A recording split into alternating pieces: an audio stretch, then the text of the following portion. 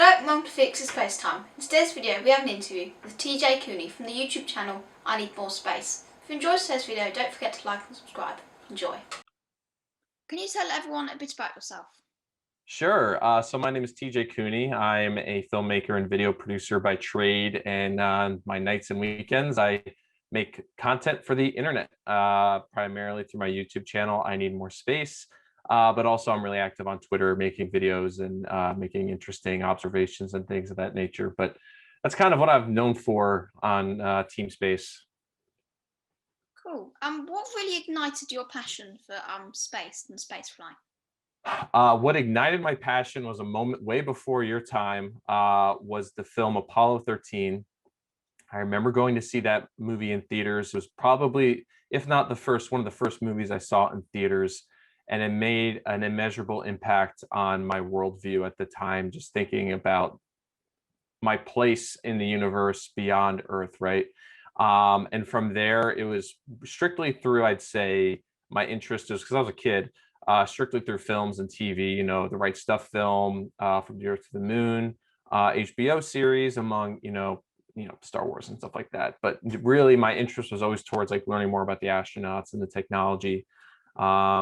I then, luckily, my parents wanted to really encourage that, and I was sent to space camp as a kid, and did my week there, which was really cool. And that was just, at that point in my life, I was like, I want to do something in this. I don't know what it is. Naturally, at that age, everybody wants to be an astronaut. You want to be an astronaut, you want to go to space, but not all of us necessarily have that skill set. And that also doesn't mean that that's what we're supposed to do. We have our own skills. As I got older, I kind of wandered from my interest. I always had the interest in space, but also developed other interests. Sports was big for me. And I got really interested in sports and also filmmaking, documentaries and stuff. If you just look me up on the internet, I'm sure you'll be able to find some of the stuff I've made. And where it all kind of came back, though, was I got a job at Discovery Channel right out of college, and I was working there. And I remember sitting at my desk one day and seeing Starhopper fly and being like, wait a minute, wait, they're landing now? Like the rockets are landing? I have to learn more about I have to re-engage myself in this. And that was about 10 years ago now. And since then, I just really just started building on, okay, what are my skills I have now? I'm a communicator, I'm a storyteller. And how can I marry that with a passion I have, which is space flight, specifically human space flight? And it was just kind of a no-brainer. Like, I make YouTube videos for companies during the day. Why don't I make it for myself? So I started I Need More Space a few years ago. I don't even know how many videos I've made.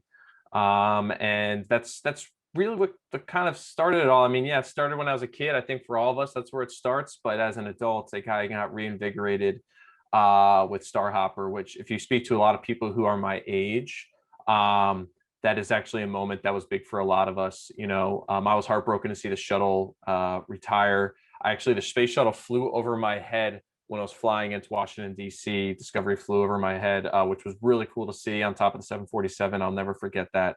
So that was also a really neat moment, tracking the retirement of the shuttle and seeing it in person. So, yeah.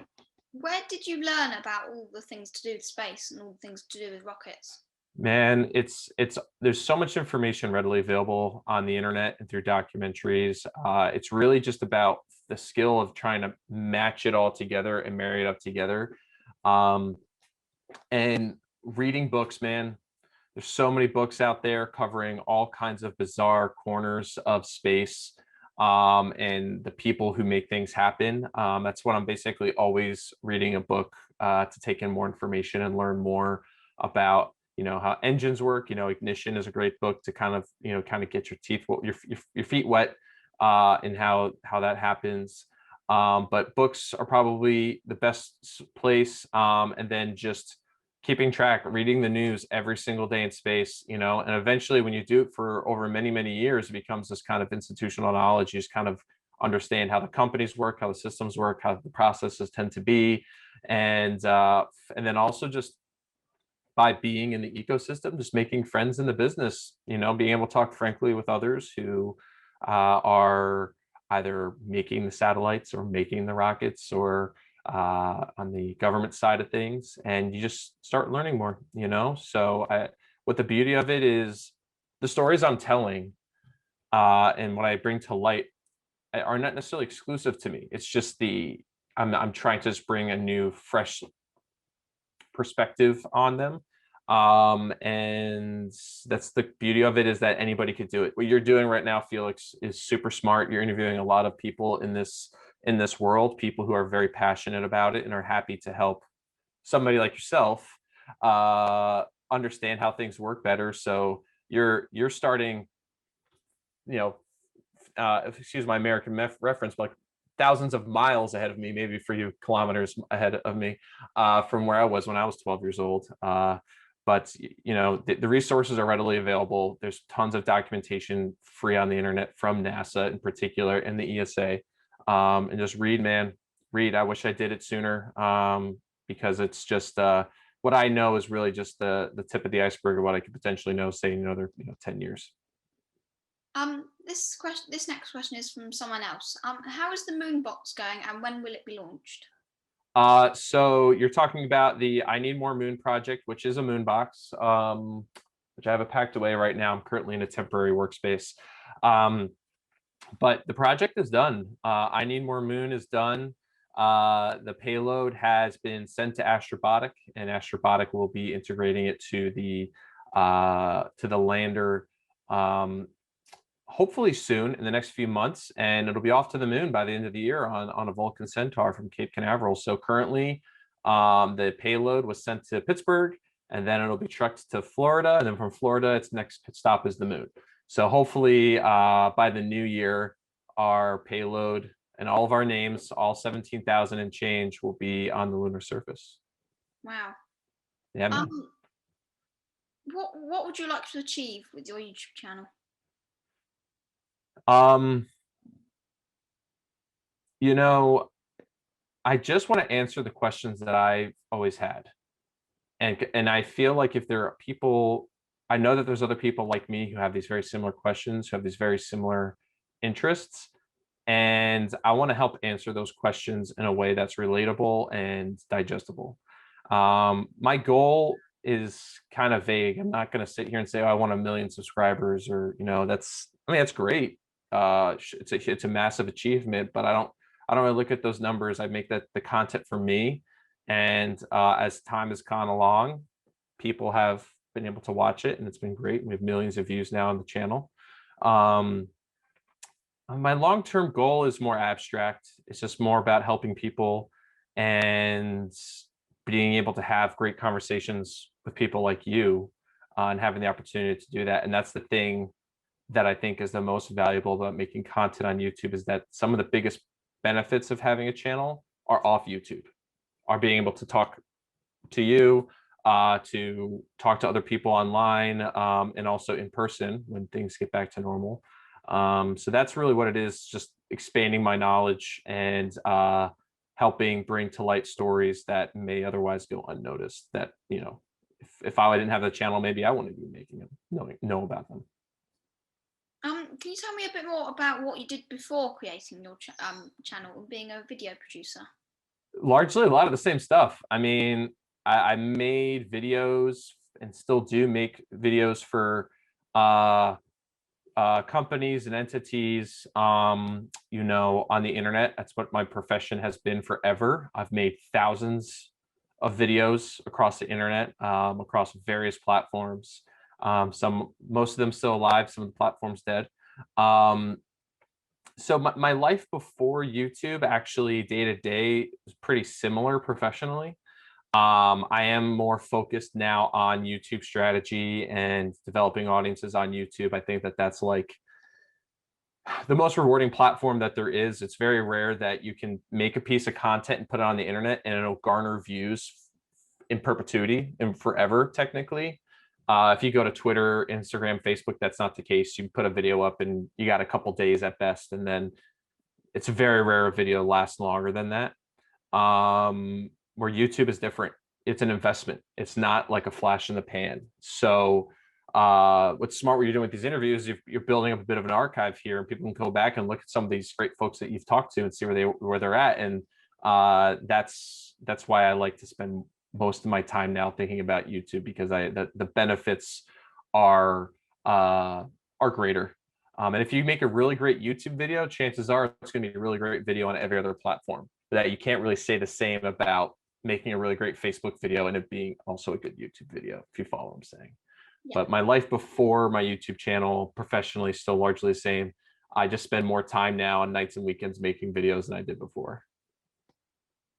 Cool. Do you think the present space exploration is a good idea, or do you think we should be focusing on things down on Earth like climate change? Great question. And the answer is exploring our universe and pursuing space exploration is impacting Earth in really immeasurable ways. Every single person on this planet benefits on a daily basis from satellite communication technologies and also Earth observation technologies. So doing just even putting satellites in an Earth orbit uh, is a very worthy cause for the betterment of the health of our planet. Being able to monitor the climate change and monitor where the things are being hurt the most from that, and being able to address that. And then also the experiments we do on station, like the vast majority of the experiments on station are to benefit us back here on Earth. There is naturally experimentation going on about how the human body and things of that nature work in microgravity for long duration, and as well as developing technologies that are going to help benefit astronauts for that longer space travel. But the answer to that is space exploration. The vast majority of it is to benefit life here on Earth. When you look at the other exploratory missions in terms of looking at other planets, it's just to better understand our place in the universe. What are these planets made of? How do they come to be? How do they behave in comparison to ours? And is there anything we can learn about what is happening on these planets that may one day happen to our planet? Mars being an example. I don't think we'll ever get to being Mars, knock on wood here. But it's still an important observation for us to make. And when you think about the investment of sending a perseverance or curiosity or opportunity or spirit, all the rovers to Mars, it's kind of a drop in the bucket. It's a rounding error in terms of a government's investment to learning more about our place. So once you really begin to understand space flight and exploration, it's all about how it benefits us back here. And that's a message that really cannot be communicated enough. Would you ever go to space or live on another planet? Absolutely would go to space, and I would definitely not live on another planet. Earth is pretty awesome. Of all the planets, it is my favorite planet. It's got oxygen, it's got water. Summer is great. We got beaches. It's 10 times out of 10 best planet we got. I would definitely go visit the moon. Maybe stay there longer. But Earth is home. I'm not one that wants to go off planet and go spend my days, on Mars or something. Mars is not fun. Mars is like it's going to be very hard for people to survive there anytime soon. It's just one of those things that's where it's going to be. Now, assuming if you can terraform Mars and make it like Earth 2, then maybe my mind would change. But reasonably speaking, within my lifetime and our lifetimes, we're not going to see that at all, because that's something that takes place in a time scale of thousands of years, not tens of years, right?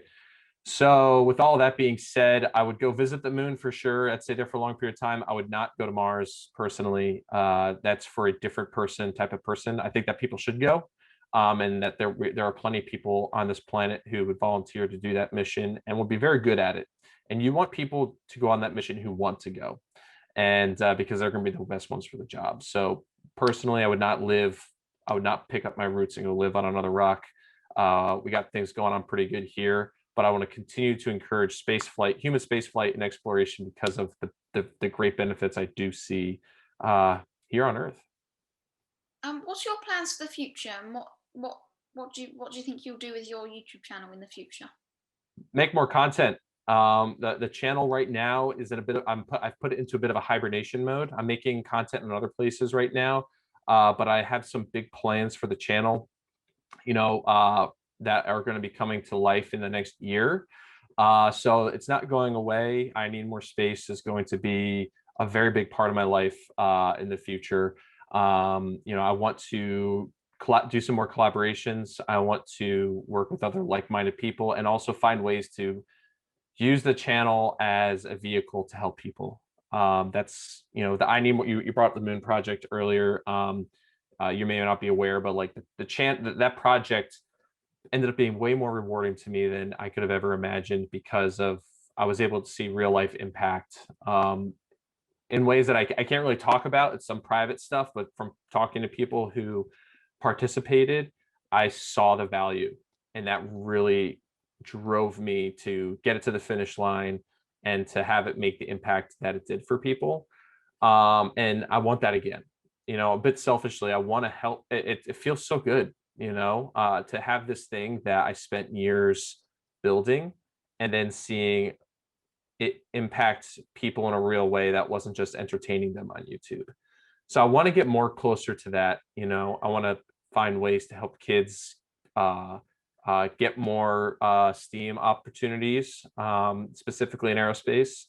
So that's kind of big picture plans. I have some ideas to achieve that, and I can't really thank the viewers who have come video in, video out and watched, because if it wasn't for them, I wouldn't have this opportunity to do that. And I'm very much aware of how lucky I am that things have just kind of fallen in place like they have.